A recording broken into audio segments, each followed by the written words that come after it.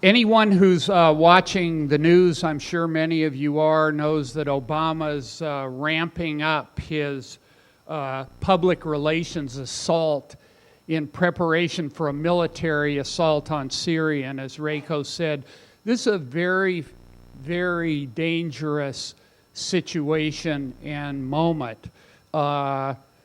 Once you start a war, no one knows precisely how it's going to end up. There are many grave dangers facing the people, particularly of Syria, but the Middle East as a whole.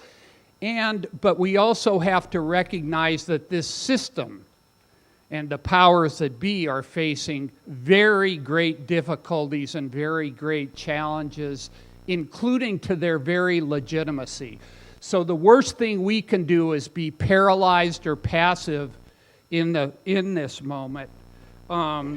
Rather, our actions can make a huge difference, both in terms of possibly stopping this war, but certainly in hastening the possibility of a revolution that can bring into being a society that isn't based on and reliant on these wars.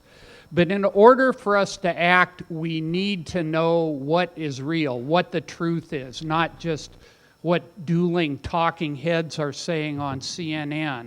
And so tonight I'm going to get into what this U.S. war, and yes, it is a war, even though there's, oh no, this isn't a war when we bomb another country.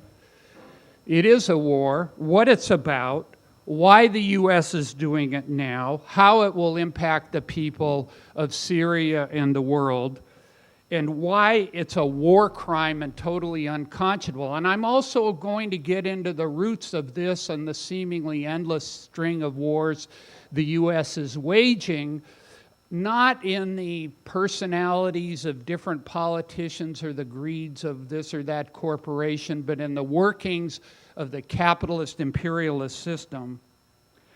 And I'm going to talk about how we can act in this moment to build the most powerful resistance possible to transform people's thinking and put ourselves in a whole different position to be ready for a moment when we can overthrow this system and bring something far better in its place. I want to start with Obama's case for war. You all have seen it probably. It rests on his supposed sympathy for the children of Syria and supposed U.S. intelligence that on August 21st, the Syrian regime launched a chemical weapons attack and killed 1,400 people. They've started flooding the airwaves with YouTubes with these horrific images of these children.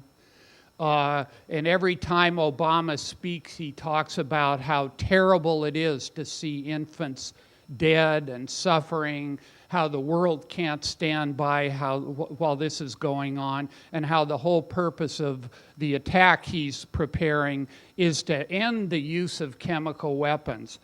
But I've got a question for Obama and everybody else. If the U.S. is so motivated by protecting children, if it's so unalterably opposed to the use of chemical weapons, if it's eager to publicize and raise a public outcry every time one of these horrific events happens and calls on the world to stop it, I'm going to ask a very simple question. Why, when these events had happened, why didn't we see these pictures? Why wasn't a hue and cry made of this? This is a photograph of just some of the 200,000 to 350,000 Iranians killed between 1980 and 1988 in the Iran-Iraq War. One reason we might not see these pictures and get a hue and outcry is that the U.S. helped supply Saddam Hussein with the chemical weapons he used to kill tens of thousands of Iranians and provided him the intelligence with which he targeted those chemical weapons. So that may be one reason most of you, I imagine, have never seen this picture or others like it. We don't see pictures of Halabja. I visited there, where Hussein killed 5,000 Kurds with chemical weapons, but then he was the U.S. friend, so nothing much was made of it. How about this picture? I was in Iraq in 1991 after the first war, and I went around with a camera. This isn't my picture, but I made a movie of this. I wondered I'm just walking around with a little handheld camera. Where's the mainstream media? 500,000 children died as a result of U.S. bombing and sanctions in Iraq. Could that be the reason that we didn't see these pictures? Could that be the reason that the U.S. ambassador to the United Nations at the time, Madeleine Albright, when asked if 500,000 children was worth it, she said, yes, it is? How about this picture of children playing in the rubble following Israel's 2008-2009 attack on Gaza? And often they've used, and Israel, by the way, has chemical weapons and has also refused to sign the convention against them. Over 1,000 people were killed in that war. Many children. Gaza reduced to rubble. Why didn't we see constant images of that? Maybe it was because the U.S. armed and supported Israel in this attack. And then what about this picture? This is from 2008. It's from Pakistan. These are body parts of children, 83 children, murdered by a U.S. drone. Where are the interviews with these parents mourning their children? And where's Obama saying, no, this shouldn't ever happen? Oh, I'm sorry, he's the one that pulled the trigger and murdered these children. So the U.S. war, as these pictures show, that the U.S. is not unequivocally against chemical weapons. They're not unequivocally against the massacre of children. When they see atrocities, real, including the ones that they've committed or concocted, their attitude is, what's in it for us?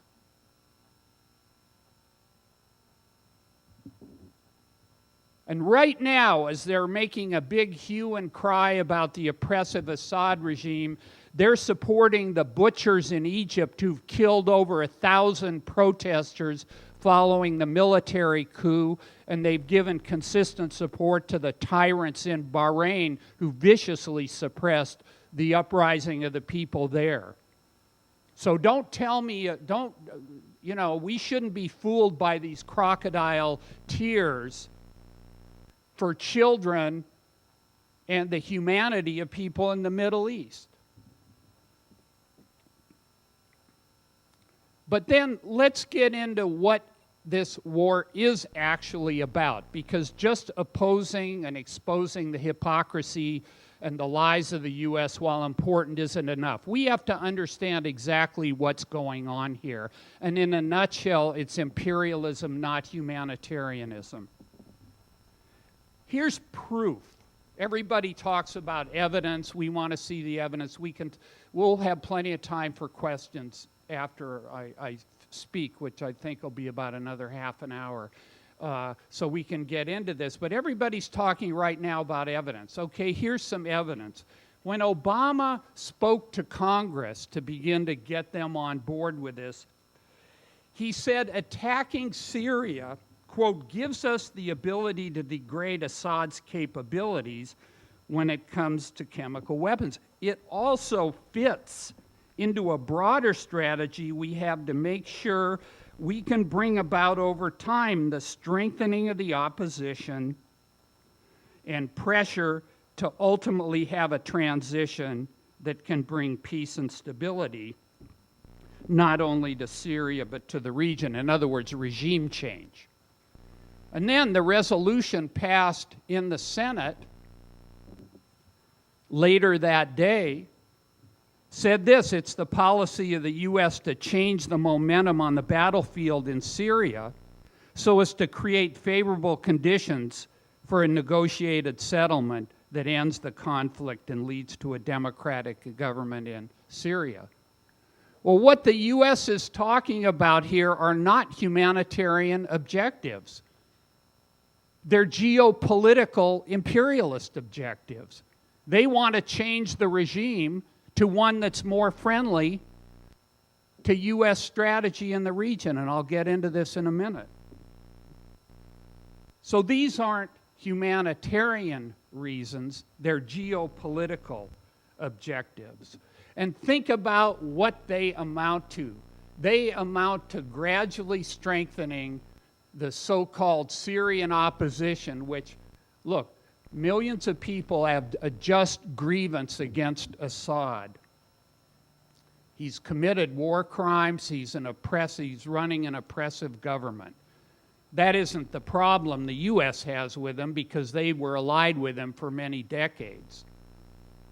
And at the beginning, the uprising was, had many elements of a genuine people's uprising, but at this point it is being led, and the politics of it are not in the interests of the Syrian people.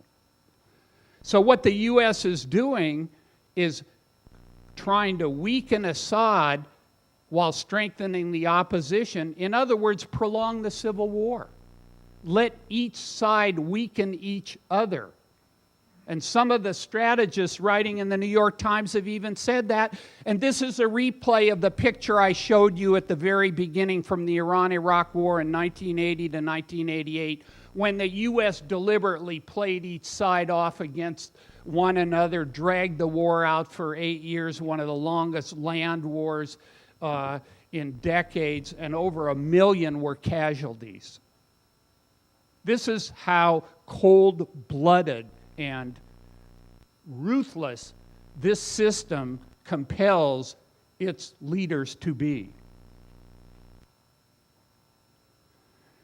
This is essentially a recalibration of what the U.S. has already been doing in Syria, which has already cost 100,000 lives, 2 million refugees.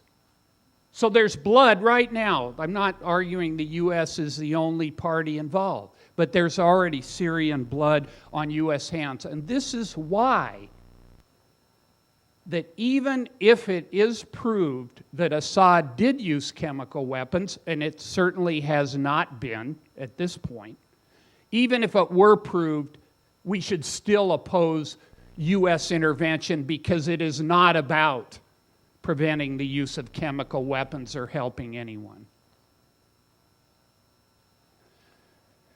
There's seats in the front. Feel free to come on up. What I just read to you also shows why this is being done now. The British Prime Minister claimed there were 14 separate incidents of use of chemical weapons by Assad. So why not war before, right? Well, the reason is, and the Senate resolution pointed to this, the momentum in the civil war has shifted toward Assad. This is why in June, for the first time, the U.S. Obama said they were going to arm the rebels. Well, it's like amnesia. No one's even seeing or talking about this actual trajectory. So this is about trying to change the trajectory, because for the U.S. imperialists, if Assad were to prevail, it would have very damaging consequences. First, it would hurt their credibility, which is a serious thing. If you're basically the godfather of the Middle East, and the world, by the way, when you threaten something, people need to fear that and expect that they had better not do that. That's a big way the U.S. maintains its its domination and control of these areas. And if after saying Assad has to go, the U.S. was really unable to affect that, it makes them look weak, and then other powers are taking advantage and so on.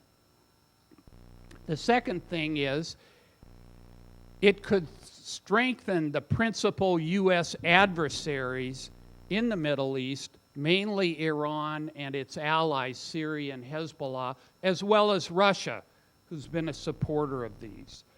My argument is not that I'm supportive of those adversaries, but I'm pointing out that this is a battle between reactionary powers over who can dominate this critical region of the world. It isn't a battle to liberate anyone or to help anyone. And as I pointed out, think about the strategy Obama is pursuing. How can that possibly make anything better for anyone in Syria? It can't and it won't.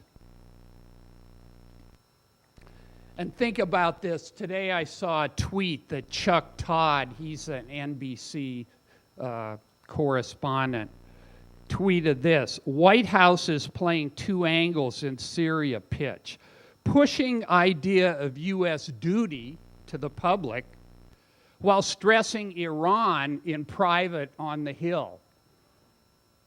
In other words, all this duty, morality, that's for the yokels out here, all of us, you know, who don't know any better. The real deal is about the geopolitics of global domination and empire. So Obama's lying. He's hiding the real reasons for war behind a bunch of crocodile tears about chemical weapons. Yeah, he's slicker than Bush. He smiles more. He speaks softly. But the lies are just as vicious and reactionary and horrific. So this is about U.S. control of the Middle East. And we should not be debating this on the basis that it's a mistake for the United States or it won't work or whatever. That's accepting the current terms of discussion which are within what's good for U.S. imperialism, because when they talk about U.S. interests, that's what they're talking about. And the interests and actions of the imperialists are against the great majority of humanity. And this is something that we expose each week in Revolution newspaper, and I have a printout but not a copy. So I really encourage everybody to go to revcom.us and you get a free email subscription or buy the paper here.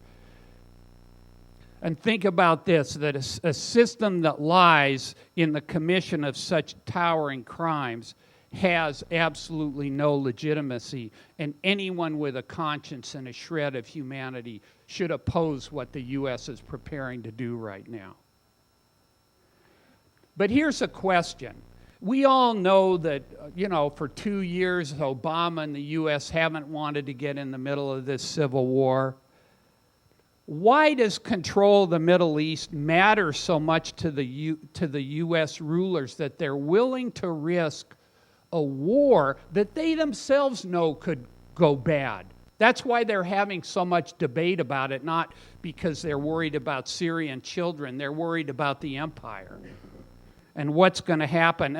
And the reason is this, that the power and functioning of the system here, which is a capitalist imperialist system, that's the foundation of the economy, the politics, and the power of this country, is based on, in key ways, on controlling the Middle East, and it's been that way since World War II. Look, this is a global system that requires the exploitation of labor of people all across the world and markets all across the world. And it requires control of key resources, and it requires control of key pieces of geography and keeping all of that away from the people the other imperialist powers or bigger powers that you're contending with. The Middle East has 60% of the world's oil resources. And when these imperialist strategists speak candidly, they will tell you, control that oil means you control all who depend on it. And you have tremendous leverage in the overall global economy and the shape of that. The Middle East is also geographic crossroads. Wars, both World War I and World War II, the Middle East was invaded. This has key trade routes and key military strategic real estate that is fought over. That's another dimension of this control of the Middle East. And in all of these, and in both in terms of the economics and the geopolitics, it's not only key for the U.S. that they dominate, but that they don't let others dominate it. In my book, I detail all of this. I'd very much recommend people get it, because I go through the whole history of how this developed, the crimes that the U.S. has committed, and what it's all about. One of these strategists called control of Middle East oil the economic equivalent of nuclear weapons. So I'm not going to go through the whole litany of what the U.S. has done over the past 60 years to maintain this stranglehold on this region. But what I've outlined is why Bush and Cheney, following the September 11th attacks, 2001, which, by the way, 12 years ago, 2 days from now, as was the coup in Chile 40 years ago, September 11th, in which the U.S. massacred 30,000 people.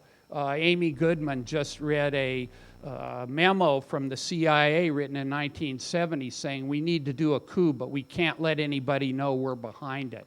In other words, sometimes it's years before the actual truth of what these people are doing emerges. But after September 11th, this is why Bush and Cheney launched this unending, unbounded war, not to stop terror.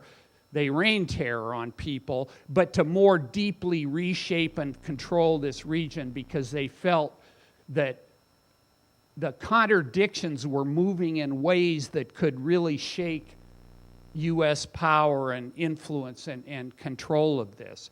And the U.S. has been at war ever since.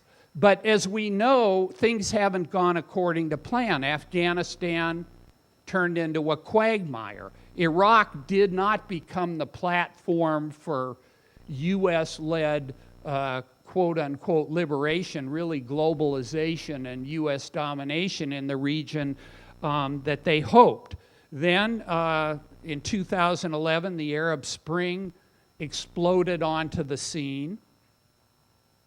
And here's something to think about.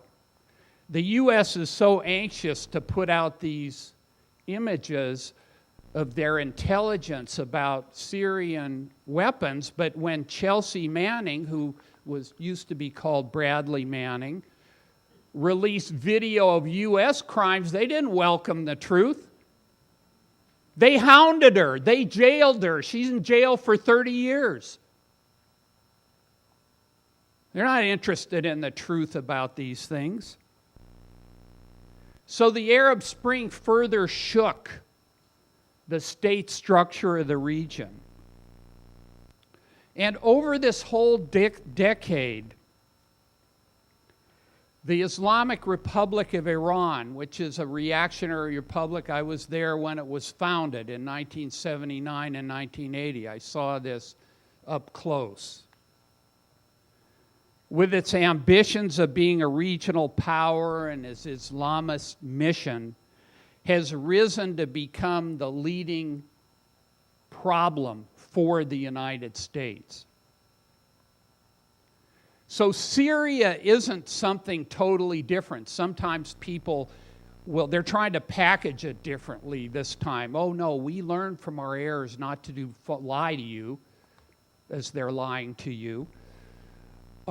This is different. This is a whole different, no, this is a continuation of that 12-year war in different phases to solidify the U.S. hold on this region. And running through this, and I think this is sort of a key thing to get a grip on, as a central and intensifying feature is the clash between two outmoded reactionary forces. What we see in contention here with jihad, in other words, the Islamist forces, and there are different elements within that. On the one hand, a Mac world, Mac crusade, in other words, imperialism. On the other, this is from Bob Avakian and Basics, the book Rako held up earlier, are historically outmoded strata among colonized and oppressed humanity up against historically outmoded ruling strata of the imperialist system. In other words, the rulers of the U.S. against oppressed countries like Iran or Afghanistan and so on. And this is really important. These two reactionary poles reinforce each other even while opposing each other. If you side with either of these outmodeds, you end up strengthening both. And if you just look at what has resulted from the U.S. invasions of Afghanistan and Iraq and the other crimes in the region, including U.S. support for Israel's ethnic cleansing of Palestine, the drone strikes, what has it done but reinforce reactionary Islamic fundamentalist forces and strengthening them across the region? Which the U.S. this is why they're so befuddled about Syria, one of the reasons. Because they're afraid if they take action, it's going to strengthen these Islamist forces further. And what's so horrible is that people in the Middle East and the world over really do need to rise up and fight imperialism, but this dynamic has had the effect of trapping people between two bad choices that only lead to worse things. And this is a key thing we have to do, is break out of that trajectory and forge a whole different way. And opposing the crimes of, quote unquote, our government is a key way to do that, is a key way to break out of that. And then, of course, to go on and make revolution and bring forward a whole different kind of society based on the re-envisioning of communism by Bob Avakian that Rako was also mentioning earlier. And look, I think people need to step back and just think about the last 12 years. I mean, in just the past decade, the U.S. has attacked, and all these are unprovoked attacks. The state of Afghanistan, by the way, did not launch the September 11th attacks. So the war against Afghanistan, the war against Iraq, the attack, the military strikes on Yemen, Pakistan, Libya, the threats, including of nuclear weapons, all against Iran, really literally murdering hundreds of thousands of people and ruining the lives of millions. In Iraq alone, 4.5 million people were driven from their homes. They're still in a vicious civil war thanks to what the U.S. has uncorked there. And by the way, July was the deadliest month of all in many years. Over 1,000 people killed. Where are those pictures all over the television? Oh, we can't let that happen. What do you mean? You didn't just let it happen. You created it. How about accountability? Where's the accountability there? I mean, we've got to get any power that does this and then gets up without any shame and calls themselves humanitarians and the greatest country of the world has no legitimacy whatsoever. And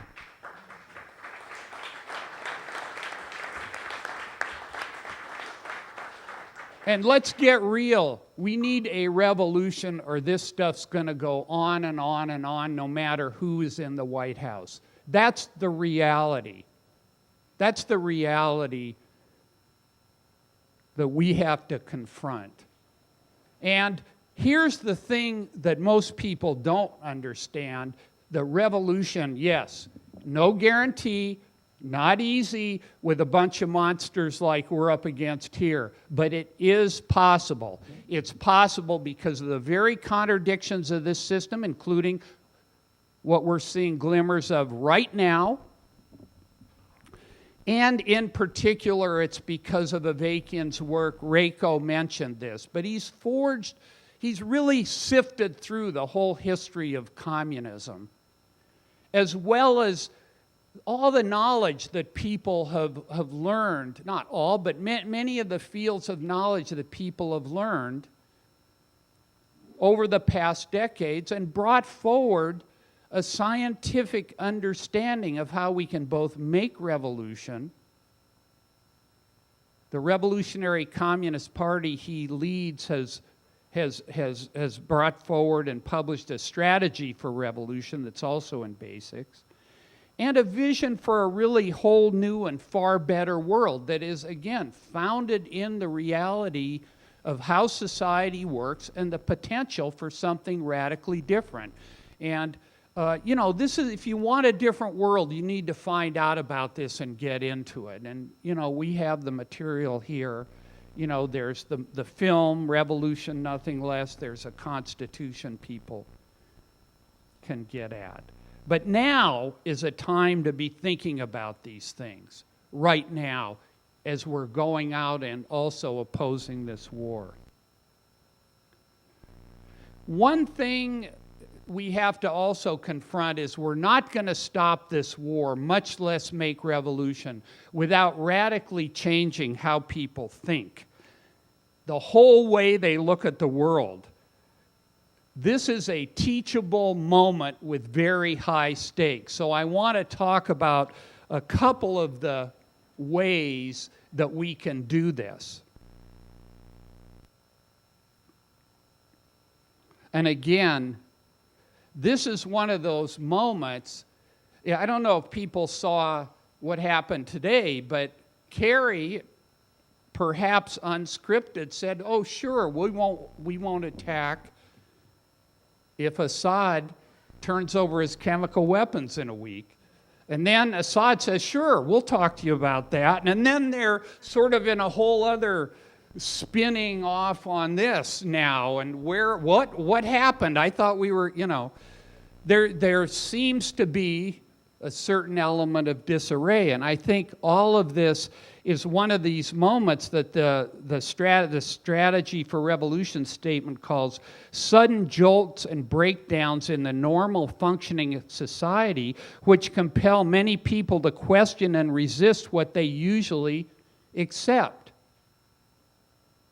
And I'm glad to see all you here tonight. And look, it isn't just Syria that's posing real questions about legitimacy. What about Snowden and the NSA?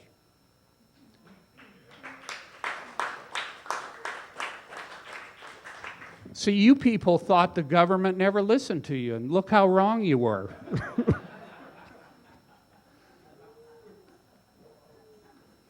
We could talk about Trayvon Martin, we could talk about the assault on women's rights, the environment, there are a whole series of things. But people aren't just on their own the system is constantly going to be trying to brainwash and shape people's thinking, like they're doing right now about Syria. Oh, no, I'm the last person that wants to go to war. Oh, I voted again, So we have to get out there and struggle with people. Saturday, there was a big protest against the war. On my way there, I heard several couples talking about Syria. They weren't going to go to the protest, but they were sort of arguing about it. And this one woman was telling her husband, "Why is it America that always has to take care of everything? Why are we the ones that have to go out and help everybody?" And then her husband is saying to her, "Well, it really is an outrage, and we're a country founded on these kinds of principles and helping each other and so on and so forth." Well, no. First of all, there is no we. It's like the joke between Tonto and the Lone Ranger from the late 60s when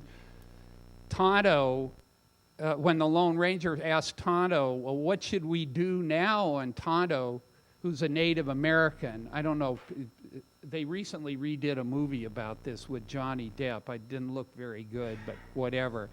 So Tonto is the sidekick and a Native American, and Tonto says, what do you mean we, white man? You know, in other words, no, I'm not, this isn't one big we. In other words, there's a class that's ruling and fighting these wars in its interests and claiming this as everyone's, you know, as if we have common interests. We don't. And then the second thing is we've been talking about, no, the U.S. is not out doing good in the world. It's enforcing imperialism. So we need to, you know, it's good these people are arguing. The point isn't to go shout at them. They're concerned. That's good, but let's go give them a whole different way to look at this and struggle with them. And there are issues of morality here, and the main issue of morality is to stop thinking like Americans and start thinking about humanity, and to have the courage to go up against this beast and this power right here.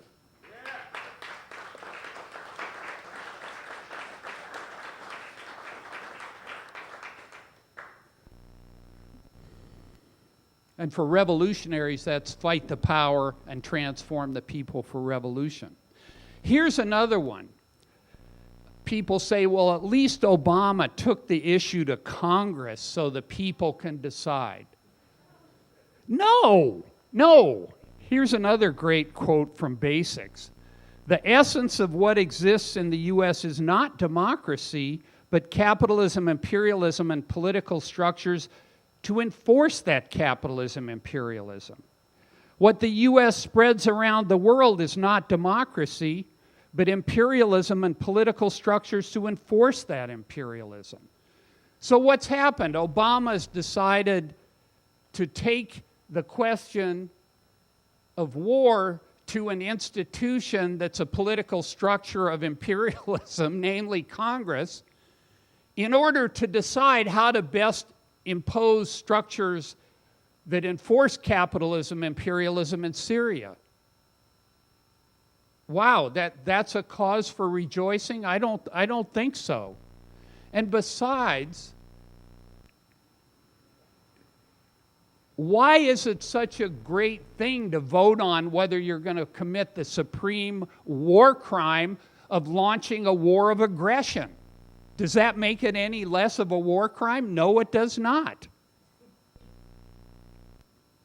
So anyway, we need to be really working on influencing people's thinking throughout this and getting people to a whole different framework, because look, a lot of people are whoop-de-dooing about the fact that 60% of the people in the U.S. oppose war for the moment. But if people are trapped in this framework of America's the greatest, we're all Americans, whatever's good for America, they are going to be whipsawed around, and they're going to be convinced if the ruling class gets its act together, not all of them, I mean, but many can be swung over to the opposite way. So we have to really break out of this this kind of paradigm. And I have to say, this guy, Representative Grayson, gets on Democracy Now! And talks about how this isn't about us. We don't care about this. All we care about is ourselves. And Sarah Palin was right. Let them all die and Allah sort them out. I mean, that's rank American chauvinism, and you cannot build any serious opposition to imperialism on that kind of a chauvinist foundation at all. And I want to end by talking about the biggest thing that we need to change. Okay, well, I sense a question in the Q&A here in a minute. The biggest thing that really weighs on people is this notion that there's nothing we can do, the system is permanent, the people are too screwed up, the powerful are too powerful, nothing can change. That really weighs on people, even who don't like what's going on. I've seen some tweets and emails where people are saying, this is so depressing, here we go again, and so on. Well, look, this is part of the reason that we promote Avakian's work and that we're on a mission to get this out into society so that people know that there is, or at least begin to acquaint themselves with the fact that no, there's a way the world could be radically different. We don't have to accept that this system is permanent. There are other ways to organize human society. All revolutions that have happened before weren't dismal failures and horrors and so on and so forth. And he's brought forward a new synthesis of communism that takes this whole effort even further and in a much more liberating direction. And that's what we need to be arguing about and debating and learning about as we're also out in the streets to stop this war. Thank you so much.